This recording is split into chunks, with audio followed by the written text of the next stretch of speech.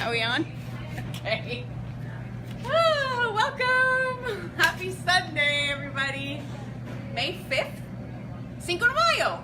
Cinco de Mayo. Why didn't I do a Mexican theme? Fail. Okay, guys, welcome. We were just standing back admiring our beautiful setup for today's Facebook Live. It's hot. You can probably see I'm sweating. I've been running like crazy. Crazy. But we are live here on Sunday, May 5th. And by we, I mean we. I was just walking through the restaurant and a couple of my staffers that are like, "You're huge today." I was like, yeah. My stomach's been running into everything today. Like, I don't know if it depends on the position that this little girl is lying in, but I feel pretty big right now. My shirt's hanging. 27 weeks, my guys. 27 weeks. Moving on into the third trimester with the little baby Kobe. I just had myself a nice spicy brown rice and black bean bowl for lunch and had her kicking up a storm. I'm not sure if she likes spicy or doesn't, but I know I don't because it gives me heartburn at night, but I like it going in. I don't like it later on. Okay, I'm gonna call you guys up on my computer so I can see who's watching. Whoever is watching, let me know where you're watching from. Where in the world are our viewers from today? Okay, so it's May 5th. That means, wow, May already, month 5. We're in the 5th month of this 2019 already. Time is flying by. I don't know if you guys can hear. I'll assume no if you can hear it, but we have some hustle and bustle going on in the restaurant right now. Very busy in the restaurant. It is a typical Sunday. Look at that. It sounds like a party's going on. People switching over one week to the next. There we go. Okay, let's see here. We are live. All is well. There we go. Wow, the table looks really good. Okay, so who do we got watching here? We've got Sven watching. Regina saying hello. Sven is saying see you soon. Asana is saying hello. How are you? I'm great. I'm great and it is hot. I'm great and I'm hot and I'm very tired. Hi from Maine. Denise says, again, yeah, if you're watching, guys, just type in the comments real quick. Let me know where you're watching from. It's always super exciting for us to hear where our viewers are joining us from. Look at all the color on that table. Colors of the rainbow. Marianne says, Florida here. My mother was cured twice of pancreatic cancer with macrobiotics. A wonderful lifestyle change. It took 6 to 8 weeks. Yeah, so we are actually here talking I'm going to talk briefly today because it is like, I would say 47 degrees Celsius. It's really hot. And I'm suffering a little bit being outside. The air conditioning is a much better place for me to be these days. But I'm going to talk about the macrobiotic diet. I'm just going to go over this briefly because I actually do get a lot of messages from people through Facebook, through my personal Facebook page, through Instagram, through all my different channels, my website. People are constantly emailing my website, asking me questions about different types of diets. And if you've been watching me and know my story, I'm not a big advocate of any specific diet or restriction per se, but I do know the power of food as medicine. And as Marianne mentioned here, the macrobiotic diet is one of those diets that has been utilized, not scientifically proven per se, but a lot of people use it to treat different illnesses, autoimmune, cancer, all of that stuff. And as soon as I start talking about it, you're going to understand why. Because it has a lot of the same ideas and components and philosophies as other types of diets that you've probably heard being used to treat different types of illnesses. Jill Peters watching from Kansas City. Rona's watching from Baton Rouge, Louisiana. Look at my shirt's just sticking to me. It's so hot. Sticking to us. So macrobiotics. So 2 weeks ago, we talked about the plant-based ketogenic way of eating. This is kind of the opposite. It's still going to be plant-based because that's one of the key factors in the most basic microbiotic diet, but this is the opposite of keto because this is actually quite high in carbs. The macrobiotic diet being a type of diet that was developed, we look back at the history and it says it was something that came up by a Japanese fellow back in the 1920s. And there's been many different versions of it. If you Google macrobiotic diet, you'll get a million different ideas on the exact percentages of what type of macros you're going to be eating, and you're going to also see a million different macro bowls, because that became a big thing in the last few years. I know when Gwyneth Paltrow, I think, was one of the biggest celebrities that touted the macrobiotic way of eating years ago. So a lot of people got on the bandwagon then. I think she was just using it for overall health. I don't think she was using it to treat anything specifically, but I do know a lot of people that have. So that's why I'm talking about it. Monica's watching. Good morning from Melbourne, Australia. We've got Lisa watching from South Bend, Indiana here. Michael is watching from South Florida. Okay, so what is the macrobiotic diet? Well, the macrobiotic diet, and a lot of people think that it's complicated. I mean, because it sounds like it's complicated.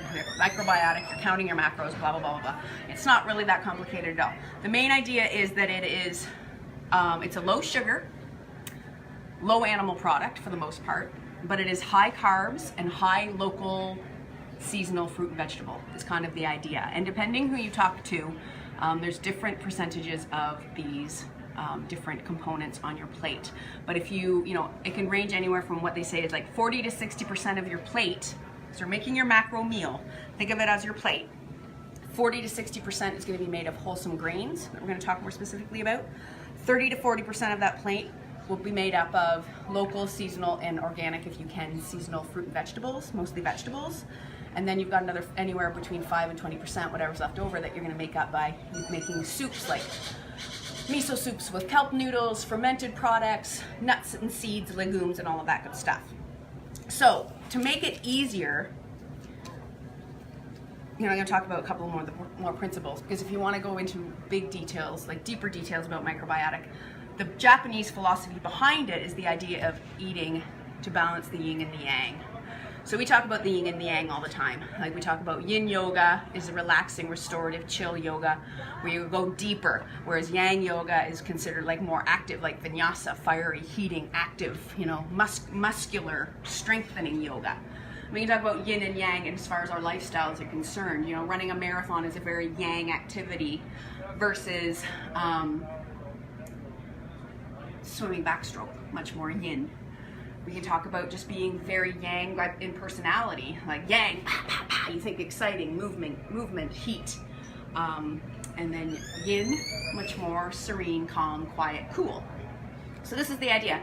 And the idea behind the diet in particular is that we have the idea that each type of food either falls onto our chart of yin and yang, where there's neutral in the middle, and then some foods become more yin, some foods become more yang, just naturally by their taste, by their principles, the properties, and how they are digested in the body.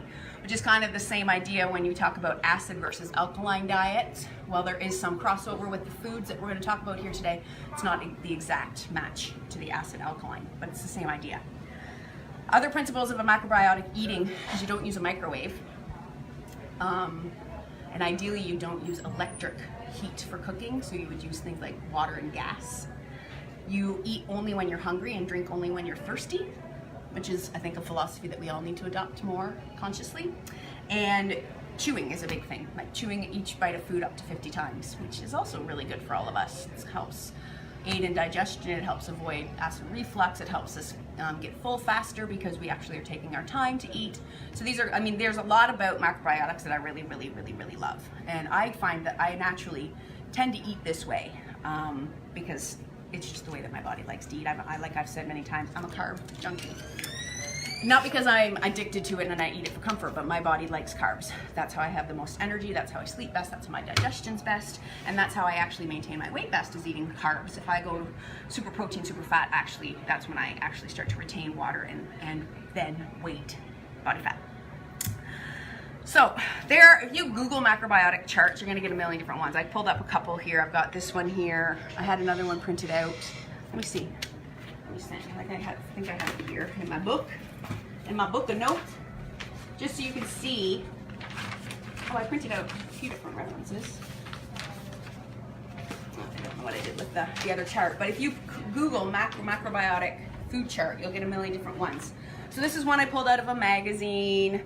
And then I made one, I drew one here. So I'm gonna come around there, kind of. So what I was talking about in balancing these foods. Dun, dun, dun, dun, dun, dun. So I drew this chart, and this is a version of one that I've seen online that translate well. So the idea is, this is the chart that I was talking about. We want to maintain balance in all things. That's what life is. But of course, life, you know, we're never going to always be maintaining this homeostasis, but that's the goal. So the idea is to pick foods that are from the best middle part of this chart.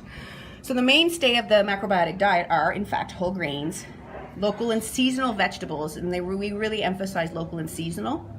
And then, you know, as we get a little bit more yin, we look over at beans, root vegetables, tofu, green, leafy greens, seeds. As we get more and more yin, local fruits and nuts, potatoes and tomato, tropical fruit. And then we get into the excessive yin foods here, things like butter and oil, honey, spice, sugar, coffee, alcohol. So these are excessively yin. So we want to limit that stuff only because it's going to be really hard to balance that out because it is so far over here in the spectrum. Like we go all the way over here, we're going to have to, you know, it's just going to be really hard to balance out. So we want to make the most of our choices from this, the upper reach of the arc. So this is the yin side. So there's a lot more on the yin side, which is good because we all really need more yin in our life. And then we look over here on the yang side. So our whole grains, which are going to make up like 40 to 60% of our plates. And then the most yin of the yang animal products, if you do choose to do macrobiotic with animal products, you can try fish. And then we look at poultry, then cheeses, then red meat. So we're getting super yang here. So again, would be the part of this list where you would want to limit the amount of this that you're eating, just because it's really going to be hard to balance that out. So red meat, things like miso and tamari, because of the salt content in those, but they are really good for you. Eggs and salt. So I'm not saying, I'm not an expert in this, and I'm not telling you anything. I'm never telling you guys what you shouldn't do. But this is the stuff that you want to just limit a little bit. And I think that overall, in any type of diet, we can limit that stuff, and it would be good for most of us. That being said, in the macrobiotic diet, fermented foods are a big part. So small amounts of things like naturally fermented pickles, things like miso in small amounts, because the fermented is really good for our gut and the probiotic factors. Things like sauerkraut and kimchi. These things are really, really good in the microbiotic diet, and you'll see those included quite often in bowls. And if you Google macrobiotic bowls, you're going to get a million different pages come up of all these pretty bowls. I mean, I think you could pretty much use the term Buddha bowl interchangeably. Like, there's so many ways to do it here. So I just pulled this up. This was just from one particular website on Pinterest. You call it up on Pinterest and you're gonna get a million. So I wanted to show you the variety, and then show you this variety. So I've got 3 different versions of a macrobiotic bowl down here. Different ways you could do it. And again, this is not about being really picky and measuring exactly your percentages of your plates. But you can see, so I've got my rice, the leafy greens, sprouts, so like nice fresh local sprouts here. Got some white potato, leafy cabbage, carrots, and I've got on top of there a tahini dressing, because tahini is a seed, and we use lots of nuts and seeds as opposed to other ingredients for dressings, things like oils and stuff like that. So a tahini dressing is always a really good option when you're doing the macrobiotic. You can see in this plate here, we've got, again, brown rice as the mainstay. Got some sweet potato, again, cabbage, corn, and I've actually put some fish on there, a small amount of white fish, local organic fish if you can get it fresh caught. And then here I've got just another version. So at the bottom here I've got quinoa with some leafy greens. I've got black beans as the plant-based protein. I've got beets, root vegetables, and red cabbage. This is a very grounding bowl with all of those dark purple colors. So in the front here, I've also got a whole lot of options of the grains. We talk about the whole grains that you want to make 40 to 60% of your dish, and you can get pretty bored with that. But you know, there is great variety out there. We've got brown rice, always one of my favorites. I always have that in the fridge at home. And quinoa, always another really easy go-to. Most of us have seen those grains. Then we can look at things like kamut, which is a type of wheat. It's a traditional old-fashioned grain. This is an organic whole grain one. I've got sorghum here, another great old like ancient grain. this one is in particular is a gluten-free one. If you want to try to do this, whoops. Oh God, I don't know what that means. I'm knocking down rock mountains. So yeah, if you want to do it gluten-free, stick to the quinoa, the rice, and the sorghum type things.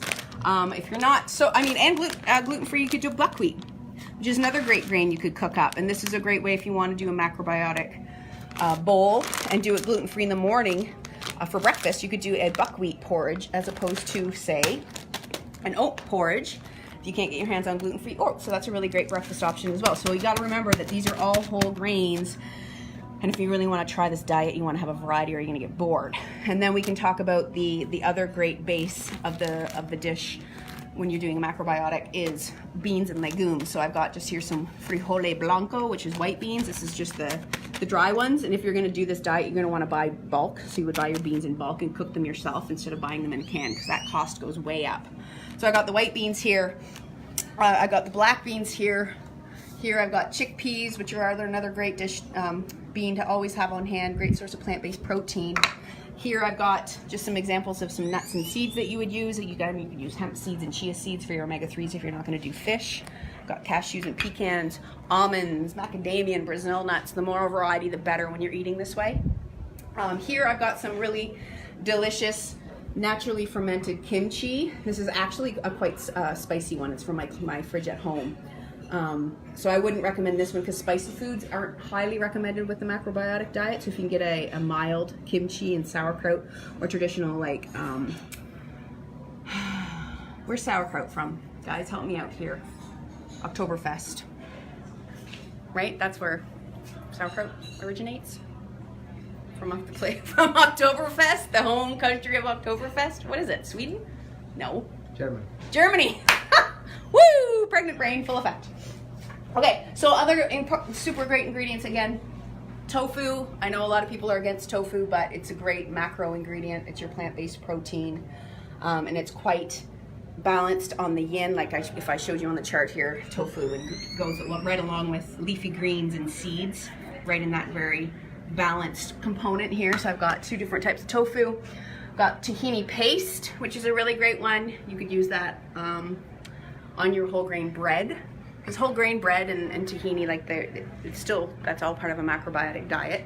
And then things like seaweeds. So this is a nice seaweed that's a great addition to any salad. You could just put a little bit of that right in your bowl. Just a great source of vitamins, minerals, and nutrients. Nori, you could make yourself macrobiotic sushi. It's naturally, like vegan sushi is naturally pretty microbiotic, the way that we would balance out the nori with the rice and all of that good stuff. So that's a really good thing to keep on hand. And then things to limit: salt. I love me my Himalayan sea salt, but just keeping an eye on that. Cow's milk, we want to limit that as much as possible when we're eating microbiotically, especially for medicinal reasons. Black teas, coffee, just because they are that much more on the yang or far yin or far yang spectrum. Yogurt even, limiting that when you're following macrobiotic. Sugar, obviously, we want to limit that as much as possible. I'm not saying eliminate it. I put sugar in my coffee every morning. And then I've just got here examples of chicken and egg. Also things to just limit because they are super on the yang spectrum. And then sadly, a lot of the traditional herbs and spices that we know and love are considered quite yin. So we limit that as well. So you just want to learn how to season up your food with really natural flavors. And after you eat like this for a certain amount of time, you do become quite used to it. And you start tasting food for what it is, the actual food, and you don't need to season it quite so much. I know people like roll their eyes when I say that, but I have people that come to Rythmia all the time and they start eating from the buffet on Sunday and Monday. They're like, man, this is bland, this is horrible. Not horrible, but it's bland because we limit the salt and the oil and the vinegar and all of that stuff and the heat. But by the end of the week, you don't notice that so much because you're starting to notice the natural flavors of all the good ingredients. So that was what will also happen if you adopt this type of diet for any length of time. Okay, let's see who else is chatting here. Monica is watching from Melbourne, Australia. No, we already read that. Regis saying hello. Tammy saying, hey Meg, you look great. Thank you. Marka's watching. Leslie Daly says she's watching from Connecticut. Sherry says, thanks a lot. I've been trying to do an all-plant diet for about 3 months now. You really added to my menu. Really appreciate it. I've been struggling. Well, this is why I've been doing these diet-specific talks. Like, I'm not a big advocate of diets, but people are always asking. And when we're looking at these different types of diets, it tends to open our eyes to different ways of doing something that we're already doing. Because a lot of these diets are all very much versions of the same thing. So I just wanted to go over that today and give you guys that little bit of information and insight. Next week, I'm actually going to be doing a more of a food cooking demo again. What are we doing next week, Kenneth? Food grater goodies. So we're going to be using food graters to make various different things, maybe in ways that you wouldn't expect. I don't know. I have no idea what I was planning to do with that, so I'll have to check my notes. That's what we're doing next Sunday. Next Sunday is going to be Mother's Day, so maybe we'll do a little something special to celebrate that. It'll be my first Mother's Day, unofficially. And where, in Canada? Yeah. Yeah. So that's kind of, I think it's Mother's Day. Correct me if I'm wrong, all you North American folks watching. I think I'm correct on that. And then we'll be halfway through May already. It'll be May 12th. What? Where does the time go? Okay, that's all I have, you guys, because I am sweating. Kenneth is sweating. It is so hot. I want to get this food out of the heat so we can eat it before it goes bad. If you guys have any topics that you would like me to cover, any diets that you're curious hearing more about in a very dumbed down way, because I know there can be a lot of information out there on the internet. I can just give you guys a really quick once over if there's anything you want to hear about, or anything at all that you want me to speak to, let me know. And that's all I have to say. I'm going to help Kenneth clean this up and get some cold water and pour it all over my body. Have a beautiful week, you guys. Love you so much. Bye, Meg. Ciao. Bye, everybody.